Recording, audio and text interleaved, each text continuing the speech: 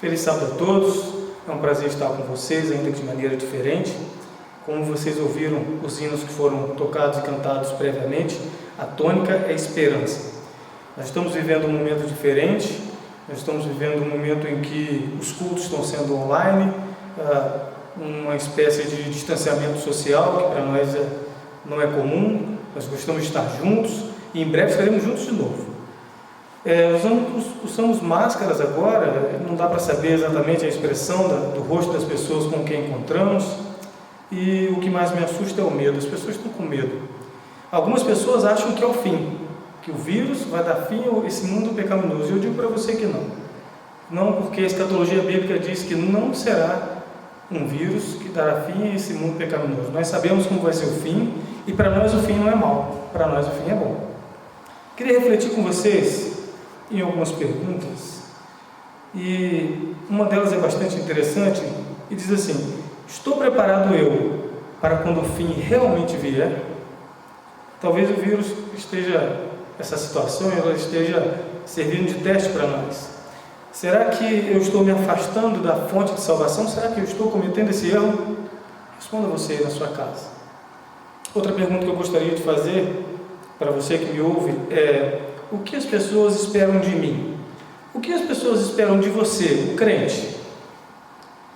Será que eu estou transmitindo esperança? Porque nós adventistas vivemos falando em esperança. Os nossos livros têm a palavra esperança, o nosso canal de televisão é a voz da esperança, e eu estou transmitindo esperança para aquele que não tem, ou estou transmitindo insegurança? Isso é uma pergunta que devemos responder a nós mesmos. E outra coisa, sabe, muitas vezes você que me ouve agora, o crente, o adventista, pode ser a única Bíblia que muitas pessoas estão lendo. Já parou para pensar nisso? Muitas pessoas ficam calcadas no seu comportamento. Elas te observam. Elas querem saber como você está reagindo a essa situação. E você tem um compromisso, você tem uma responsabilidade de reagir bem, de reagir como Deus quer que você reaja. Quero te fazer ainda uma outra pergunta. O que Jesus espera que nós aprendamos nesse momento? Você parou para se perguntar sobre isso? O que Jesus quer que nós aprendamos? Eu gostaria de responder essa pergunta lendo um texto bíblico que se encontra em Tiago, capítulo 4, os versos vão do 13 ao 15. Procurei na sua casa, Tiago 4, os versos do 13 ao 15. Esse texto que a gente vai ler, ele responde a pergunta que eu acabei de fazer. O que será que Jesus quer que eu aprenda com essa situação? Oremos então para falar com Deus. Senhor Deus, nós te agradecemos porque temos a oportunidade de ouvir a Tua Palavra e saber o que o Senhor quer de nós. Obrigado pela Tua Palavra, obrigado porque o Senhor fala conosco através dela. Te pedimos a Sua orientação, que fique conosco nesse dia especial e o fazemos em nome de Jesus. Amém. A minha versão, eu vou ler para vocês, uma versão que eu gosto bastante, da Nova Tradução da Linguagem de Hoje. Ela diz assim: agora escutem vocês que dizem, hoje ou amanhã iremos a tal cidade e ali ficaremos um ano fazendo negócios e ganhando muito dinheiro. Vocês não sabem como será a sua vida amanhã, pois vocês são como uma neblina passageira que aparece por algum tempo e depois desaparece. O que vocês deveriam dizer é isto: se Deus quiser, estaremos vivos e faremos isto ou aquilo. Eu dividi a resposta para essa pergunta em duas, e elas se completam. A primeira resposta que eu encontrei é que nós não estamos no controle. Muitas vezes a gente se acha no controle, mas eu quero dizer para você, você não está no controle. As coisas que acontecem nesse mundo não dependem da sua vontade nem da minha. E a segunda resposta, que completa essa, que diz que o Senhor está no controle. Deus está no controle de todas as coisas. E é muito confortante, inclusive é o que diz o verso 15, eu gostaria de reler. Olha o que diz o verso 15: o que vocês deveriam dizer é isto: se Deus quiser, estaremos vivos e faremos isto ou aquilo. Olha quem está no controle. É muito confortante saber que o Senhor dos céus e da terra, alguém onipotente, onipresente, capaz de todas as coisas, está no controle. Imagina se o controle do mundo estivesse na minha mão ou na sua. Com certeza faríamos escolhas erradas e a coisa desandaria. Mas como está nas mãos de Deus, nós podemos confiar e ter tranquilidade. Essa crise também ela tem servido para mostrar para a gente as nossas prioridades. Eu não sei se vocês já pensaram assim.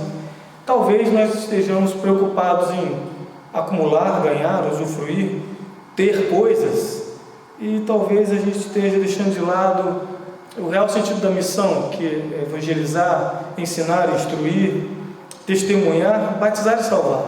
Essa é a missão do cristão. É para isso que você pisa essa terra hoje.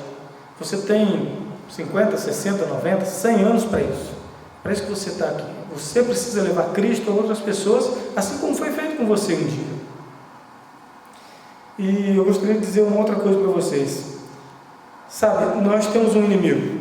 Esse inimigo, ele já está derrotado. A sentença dele já está feita. Ele sabe que nada que ele fizer vai mudar o fim que ele vai ter. Nada. Mas tem uma coisa que ele pode fazer.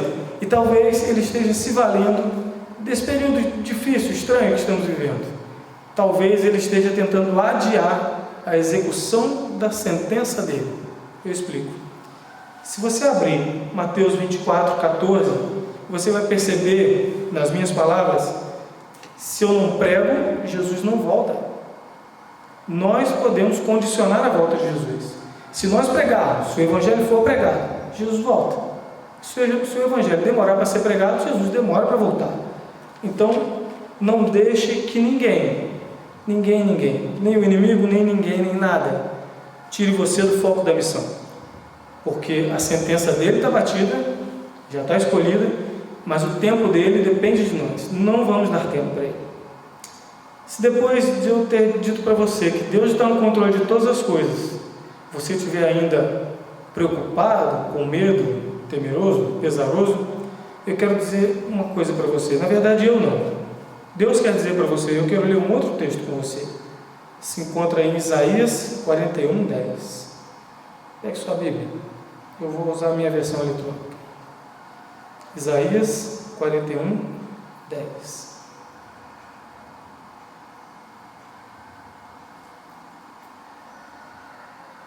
Acharam Isaías 41, 10?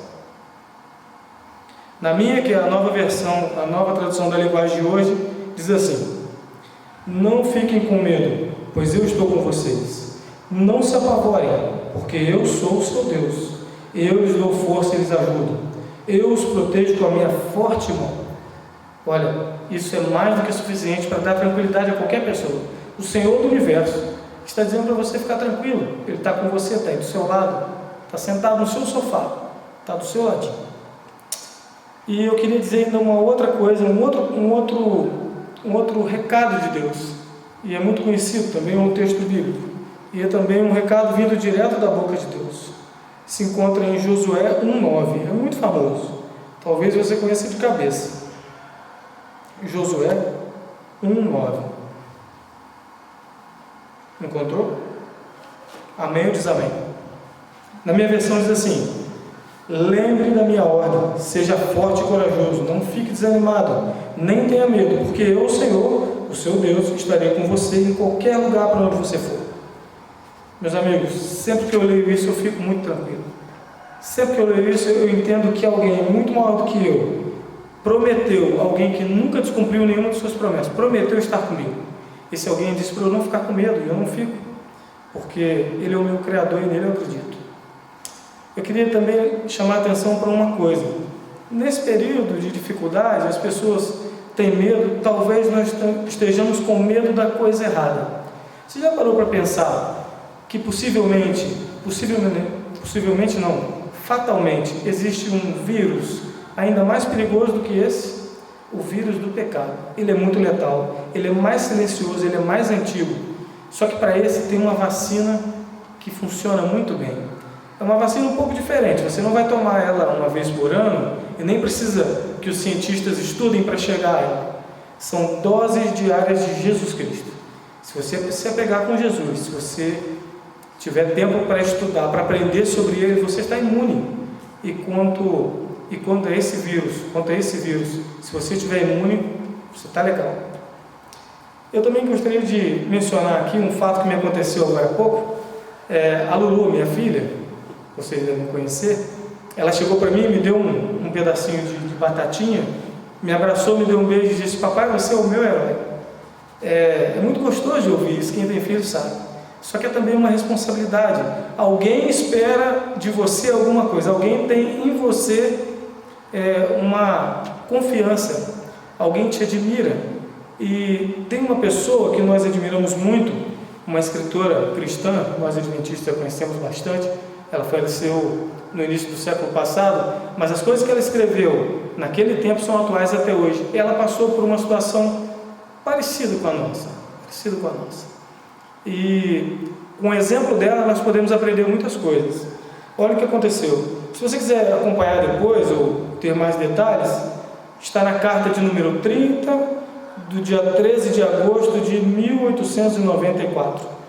E lá diz assim, que entre 1899 e 1890, o mundo sofreu uma terrível pandemia, o vírus de influenza H2N2, e deram um apelido para esse vírus, chamava gripe russa. Sabe, meus amigos, lá por volta de 1894, uma onda desse problema atingiu essa pessoa que nós respeitamos tanto, e ela teve problemas. Só que a atitude dela, ou melhor, as atitudes dela, foram 7 atitudes que estão registradas nessa carta, podem ser hoje empregadas nos nossos dias. Nós podemos usar cada uma delas hoje, mesmo isso tendo acontecido mais de 100 anos atrás. E eu queria ler para vocês aqui. Devemos começar a praticar isso ainda hoje. A primeira atitude, ela não se entregou. Ela estava numa quarentena parecida com a nossa, mas ela continuou escrevendo, ela continuou a missão. A segunda atitude, que eu achei bastante interessante, foi uma atitude positivista e corajosa. Sabe, isso nos remete de novo a Josué 1:9. Ser forte e corajoso, mesmo em meio às dificuldades. A terceira atitude que eu gostaria de trazer para vocês, que possamos aplicar isso a partir de hoje em nossas vidas, ela diz assim: ela mostrou empatia para com os acometidos do problema. Sabe, meus amigos, às vezes nós estamos tão preocupados com nós mesmos, que deixamos de lado aqueles outros que precisam de nós, que têm em nós confiança. Não cometamos esse erro. Mostremos empatia para aqueles que estão em dificuldade, para aqueles que precisam da gente. Outra atitude muito bacana é que ela não perdeu o foco na missão. Qual é a missão? Falei agora há pouco: salvar. Nós estamos nesse mundo apenas para passar um tempo aqui e arrecadar pessoas para Jesus, angariar pessoas para Jesus. A nossa missão é salvar, e não podemos deixar que o foco da missão se esmoreça. Outra atitude dela, a atitude listada como número 5, quando ela começou a melhorar, ela expressou gratidão. Ser grato a Deus, porque Deus, Ele dá a nós muitas bênçãos todos os dias, são incontáveis as bênçãos. O fato de estarmos aqui com saúde já é uma bênção muito grande, e nós devemos ser agradecidos. A sexta atitude que ela demonstrou que nós podemos empregar hoje, nos nossos dias, ela orou, ela ajudou, e ela socorreu inclusive financeiramente as pessoas que dela precisaram. O meu convite para você é o seguinte: se você tem condições de socorrer alguém financeiramente, de repente uma ajuda de um alimento, uma cesta básica, socorra, não deixe de fazer, socorra alguém, se você tem condições. Se você não tem, ore por ela, você vai estar socorrendo essa pessoa da mesma forma. E outra, o Senhor se agrada da oração intercessora. Isso é um milagre que nós podemos comprovar na nossa igreja, dos tempos que já se passaram. Quantos milagres foram alcançados com a oração intercessória? A sétima, e para mim a mais importante de todas as atitudes dessa escritora, diz assim: ela fez da crise um motivo para se apegar ainda mais a Jesus. Ainda mais a Jesus. Talvez você esteja em casa com o tempo sobrando, e talvez não esteja empregando bem o seu tempo, mas você pode aprender desse Deus que te prometeu e que te disse para você ficar tranquilo, que Ele está contigo. Você pode aprender mais dele, você pode se aproximar mais dele. Ele quer ser seu amigo, e não dá para ser amigo de alguém que a gente não conhece. Não dá para ser amigo de alguém sem conversar com ela. Então você deve orar, você deve se preocupar em aprender sobre Jesus. Faça desse momento, que talvez você tenha um pouco mais de tempo, um motivo para se apegar mais a Jesus, a ficar mais perto dele. E eu finalizo a mensagem de hoje com outro texto que também fala muito a nós nesses momentos, um texto de Romanos, texto fácil de encontrar, Romanos 12. Continuo lendo na versão da linguagem de hoje. Romanos 12. Agora um conselho de Paulo para nós. Que a esperança que vocês têm os mantenha alegres. Aguentem com paciência os sofrimentos e orem sempre. Orem sempre. Orem sempre. Orem sempre. Sabe, meu amigo, aqui nesse texto ele tem algumas palavras-chave, nesse texto que a gente acabou de ler. Ele diz duas palavras que eu gostei: alegria.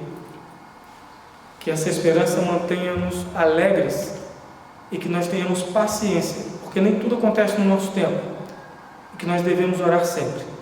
Esse é o meu pedido, o meu agradecimento, minha oração também por você.